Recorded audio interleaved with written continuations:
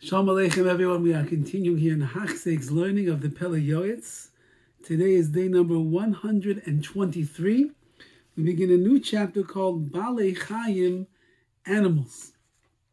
Rabbi said in Zichron Revacha, Hazal teach us Tsar Balei Chayim Deraisa, causing pain to an animal, we'll call it unnecessary pain to an animal, is considered to be an Isser of Tsar Balei Chayim, of causing them pain and anguish, and that's an Isser Deraisa, says the Pele Yoetz, that is a Torah prohibition.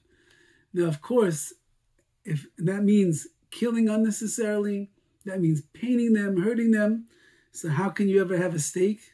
How can you ever wear leather shoes? Because over there the Sefer Chinuch writes that when you have a reason why it is that you are slaying this particular animal, you're taking its life for a purpose that's going to benefit you, you'll have to do such a thing. But stamazoi, just to hurt them, to pain them, as we're going to see over here, that's an Isser Deraisa, says the Pele Yoetz, of Tsar Balei Chayim, causing them pain. And one of the things you must do is feed your animal before feeding yourself, because they are in pain if they don't eat. Like it says in the pasuk, Hashem says, I put grass in the field for your animal, and then it says afterwards, and you will eat. So you see, first you feed the animal, and then you feed yourself. Because the animals depend upon you, their master, and you are dependent upon a Kodesh Baruch Hu. So you could wait, but the animal's eyes are towards you, waiting towards you, have to feed them first. For Sipra Maisa, Bizman Harav Arizal, there was such a story that took place in the days of the Arizal, Bi'echat Shenenash B'misas Banim. There was a particular person whose children died. Why? Al Tsar Efroichim Ketanim, because of the tsar, the pain that he caused, and we'll see even unknowingly, to little chickens, little chicks. They had like some baskets that were like a stepping stool to help them go and walk to their mother and go up to their mother who was in the coop or in the nest. And the Ishtay, his wife, Gambli Das, even though she didn't realize what she was doing, she removed the basket so the chickens could no longer climb easily to their mother. V'nenash, and this man and his wife were punished that their own children ended up dying early. What did they do so terrible? The wife didn't even know what she was doing. Nevertheless, since that it was in the jurisdiction of the husband to watch after the chicks to make sure that they weren't suffering, this is a suffrage that they endured, and therefore he was punished as a result. Yishma Chachem v'Yosef Lekach, a wise man should take a lesson over here and increase his understanding. L'kayim tzavas Rabbi Yehuda Chassid, he should fulfill the words of Rabbi Yehuda Chassid. Shelo legadel efreichim klal, do not raise chicks in your house at all. Ki lo yuchal la'amad al mishma, you can never watch them completely. Shelo yeh lehem tzad, that they shouldn't have any pain.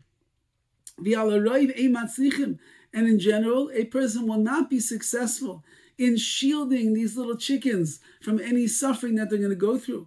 Sheruban meisim machmas tefila, many of them will die because they fall down. Or they'll become the food of cats and rats and similar animals.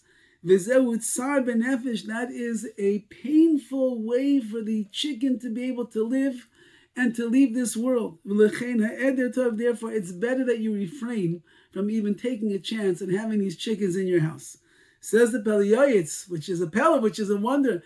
Little pets that you are not going to be able to take care of in the right way, that are going to be in sorrow, they're going to live in pain, that are not going to be fed properly, they're going to fall down, they're going to die, they could be eaten alive by the rats and the cats.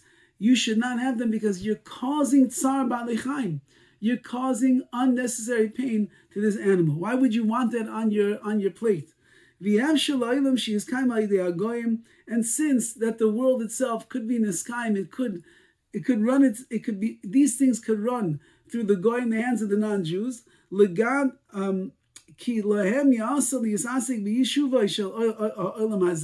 For them, it's good that they're involved with the yishuv, with the running of this world, the settling of this world. You need chickens, you need eggs, you need all these things. Let the Goyim take care of it. You sit and you learn, and you do your avodas Hashem, and you try to get closer to the Ribbono Shel Olam. What are you to be busy with the chickens and the eggs and the animals and so on and so forth, when there's a likely chance that you're going to cause them tsar ba'alei chaim and transgress a Torah prohibition? V'chein, and therefore it's not good for a man to grow chickens in his house, not even just the little ones, regular ones.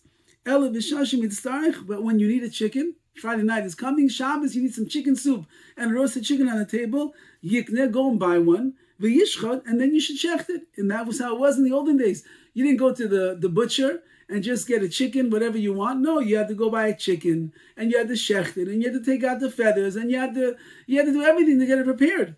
So he's saying, don't raise chickens in your house. Let somebody else raise the chickens, and you go and you purchase it, and shecht it and get it ready.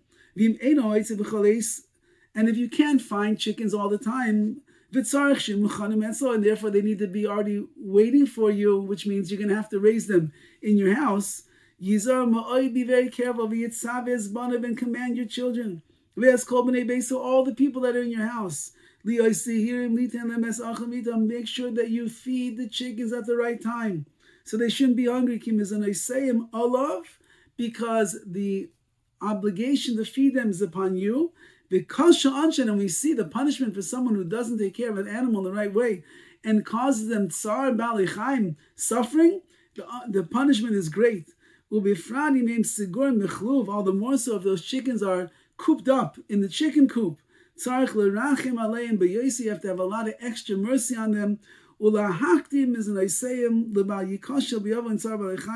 Make sure you give them food first before you take for yourself, even for the other animals, in order that you will avoid the sin of tsar ba'alei chaim, of causing pain to an animal. Now, this is something that many people have animals in their home. They have dogs, they have cats, turtles, birds, hamsters, guinea pigs, all different things that people have, rabbits, all different things that they have inside their homes, fish even. You must be very careful to make sure that you take care of them properly, which means feeding them on time, feeding them the food that is best for them, cleaning their cages, making sure that they're not living in a sty, making sure that they get bathed if they need to be bathed. Take care of them. Otherwise, if they are in tsar, if they are in anguish, even though it's rabbit anguish, or it's parakeet anguish, or it is goldfish anguish because they didn't get fed for the last 3 days, which happens very often in people's homes, but they're tsar ba'alei chaim. And for the anguish that you are causing to this animal, a person, Rahman al-Zan, is going to be held accountable. So before you head off to Petco and you buy that guinea pig that the kids have been begging you for, Hanukkah's around the corner, please, mommy, tati, abba, ima, can we please get a rabbit? Can we please get a bird? Can we get some fish? Okay, you can get, but you must make sure that there are people that are in charge. Usually it falls on the parents, but there's people that are in charge, and the kids are well aware that they have to take care of it in the right way so that nobody should transgress the prohibition of tsar ba'alei chaim. All the best.